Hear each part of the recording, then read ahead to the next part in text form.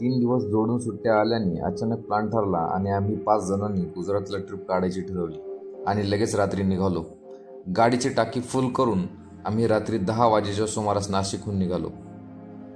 ड्रायव्हिंगचं तसं टेन्शन नव्हतं, पण तो भाग आम्हाला नवा होता. शिवाय रात्रीची वेळ, थंडी, काळोख, अनोळखी वाटा आणि भयान शांतता, त्यात एकही दुसरी गाडी सोबत नाही.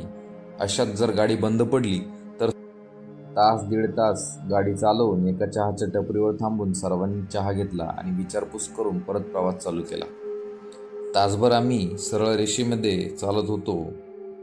किलोमीटरचे दगड वगैरे दिसत होते. 50-60 किलोमीटर मी पुढे गेल्यावर 2 रस्ते दिसले. एक सरळ रस्ता, दुसरा अलीकडे जात होता. पुढे काही अंतर गेल्यावर गुजरातचा उल्लेख असलेले असे काहीच दिसत नव्हते.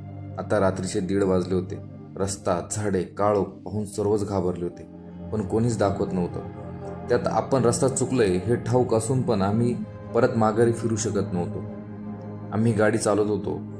तेच पुन्हा पुन्हा जशाच तसे दिसत होते. रस्ता पण सारखाच वाटत होता आणि झाडे, दगड सर्वच सारखं वाटत होतं. की आपण गोल गोल फिरतोय काहीच कळत नव्हतं. गाडीत भयान शांतता होती. अशात मोबाईलनं नेटवर्क देखील नव्हते.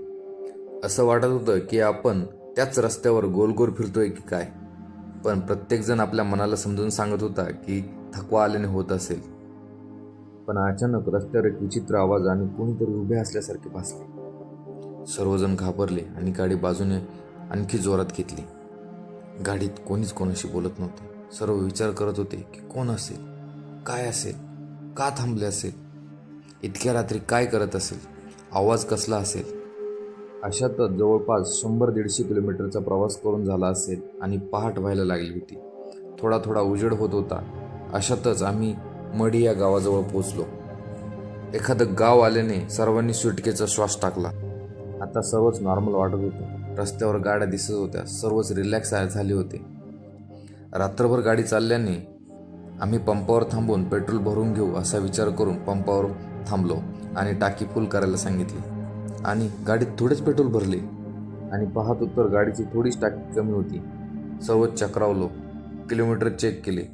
त्यात पण मोठा झोल होता. सर्वजण विचारात पडलो. रात्रभरच्या रस्त्याने गाडी चालवली, ते किलोमीटर कुठे गेले. वेळ गेली पण किलोमीटर वाढले नव्हते आणि पेट्रोल देखील लागले नव्हते. काय प्रकार घडला असेल. हा भयावह प्रवास काय असेल. रस्त्यावर कोण थांबलं असेल. रस्ता सारखाच का होता. प्रश्न खूप होते, पण उत्तर मात्र एकच, चकवा. होय, आम्हाला चकवा लागला होता. स्वामींच्या कृपेने त्यातून आम्ही सुखरूप बाहेर पडलो होतो. हा अनुभव तुम्हाला कसा वाटला आम्हाला कमेंट करून सांगा.